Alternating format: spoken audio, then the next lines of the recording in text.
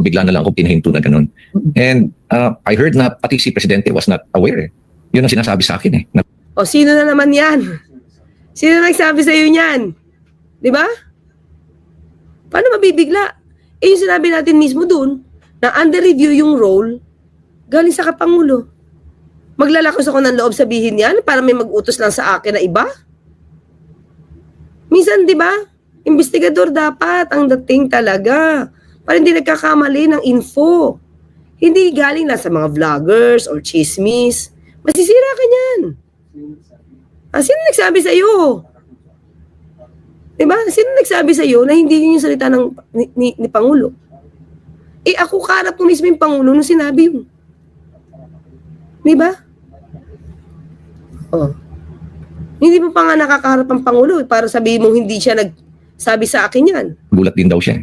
Diba? Definitely, he's trying to destroy the integrity of the PCO. Especially me. Diba? Tapos wala siya sasabihin kung sino. Oh. Sabihin mo kung sino nagsabi sa'yo na hindi yan sinabi ng Pangulo sa akin. Kaya, ewan ko kung saan kumuha ng instruction nito si Yusek. O, diba? Saan ako kukuha ng instruction? Sabihin mo sino? Tell me, Mayor Magalong. If you have any idea, sabihin mo sa akin pangalan. Kahit pagkaharapan tayo. Diba? Hindi ako magsasalita doon kung hindi yun ang sinabi ng Pangulo at hindi yun ang inutos ng Pangulo. So your sources tell you that the president did Sino sources mo? not actually order Yusek Castro to come up with that statement. I've always said when the PCO speaks, it's like they speak for the president.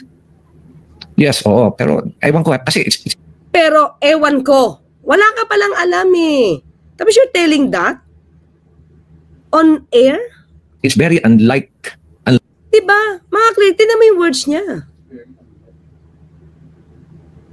Nanghuhula siya. Diba? Nanghuhula ka.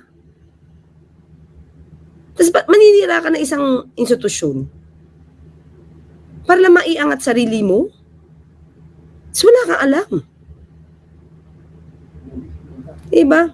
Investigador o intrigador? Diba? Like the president.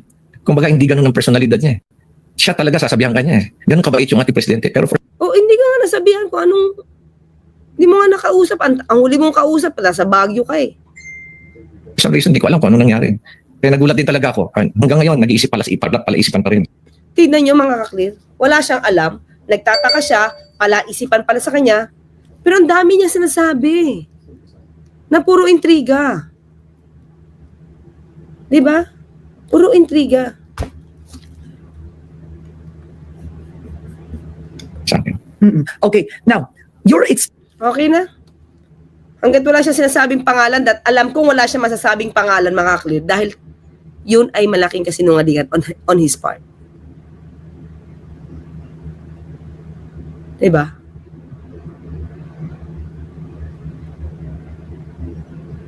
Para maiangat ang sarili talaga. Mayor Magalong, magandang umaga po sa inyo. Good morning, Karen. Good morning sa ating mga viewers. Benji na lang, Mayor Benji na. At Mayor Magalong pa rin po tayo. Pero Mayor, so unang-una, kamusta po kayo matapos kayo mag-resign sa ICI? I want to ask you first, what have you been up to? How are you doing? Well, alam mo, Karen, tuloy-tuloy pa rin naman yung pagdating ng mga iba't ibang mga informasyon galing sa aming mga informants, lalo-lalo na sa mga mayors for good governance. Kaya ito, ina-archive namin lahat to at ito nga yung mga ita-turn over. Ako, sa akin, okay yan mga kaklir. Okay talaga yan. Okay yung ginagawa nila. Wala namang question yan. Pero, sa akin lang kung may isa na kayo nakuha, sampa na. Parang si Senator Trillanes. May isa na? Kaya na ebidensya? Go! Di ba? Magpangalan na kayo. You can file a case. Anytime. Kung ayaw nyo nang idaan to sa ICI, at may dokumento kayo, go na. Pwede naman yun eh. Di ba? Baka kasi ang dami-dami yung iniipon, ang dami-dami mga taong concerned, baka hindi na kayo makapagsampa kahit isa. Sa akin, maganda yung trabaho na yan. Hindi dapat siyang pinipigilan. Ha? Okay, go. ko kay General Asurin. At two days ago, nag-meeting kami nila Secretary Vince Dizon at ni General Asurin para inihayag ko sa kanila lahat ng mga sistema na kinatayo ko sa ICI. At ito lahat ipapamahagi ko, turn over ko lahat kay General Asurin. Ayun lang pala. Okay naman. Okay, good. Okay, so si General Azurin ang pumalit po sa inyo. Tama ito, sir, no? Yes. Okay, anong papel po niya kung binatikos kayo noon at sinabi hindi kayong investigador? Pambira ka naman, Miss Karen. Ang grabe mo naman magbigay ng description. Binatikos? Saan ang binatikos sa press briefing, Miss Karen Davila? Diba? Makahugot lang ng ano talaga, ng ano, diba? Ng word. Binatikos kayo noon at hindi kayo investigador. Diba? Pakicorrect nga yan, Miss Karen Davila. For me, wala tayong sinabing pambabatikos dun. Kung special advisor lang siya, talagang very limited yung galaw niya. Kailangan talaga nandun pa rin yung kolatilya na investigator or lead investigator. Oo, okay. Now, looking back, Actually, pwede siya. Pwede siya maging investigator kasi hindi siya politiko. Hindi siya incumbent. Claire Castro comes out with that press conference, right? Sinabi niyo na bastos kayo. Looking back, why did that happen? Parang ang investigador ng presidente pinaiimbestiga. Parang ganun po nangyari. Hindi nga siya investigador, Miss Karen. Special advisor po yung sinabi ng Pangulo. Diba? What happened? You know, you said the right word, Karen, ano? Parang ako pa yung under investigation ngayon, parang ako pa yung akusado. Diba? So, ito siguro, Miss Karen, kasi ang problema. Siguro, bago ka mag-interview, panoorin mo yung press briefing kung ano nangyari.